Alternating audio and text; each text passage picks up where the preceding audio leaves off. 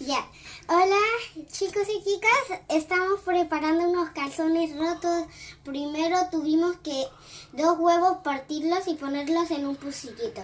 Después 3 tazas de harina, media taza de azúcar en flor y también tuvimos que agregar de esa que está ahí, esto como... Margarina.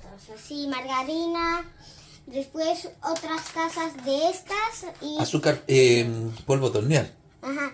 Y después tuvimos que poner un poco de limón.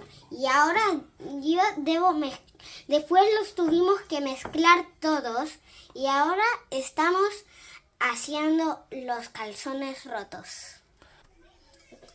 Oigan chicos y chicos, ya hemos pasado a nuevas fases y ahora ya está como tomando forma, pues, y se está volviendo menos pegajoso, pues porque es como estar poniendo tranquilo a un slime. Es muy pegajoso y los debes poner al modo que te gusta, pues a ti, si lo quieres, o muy duro eso.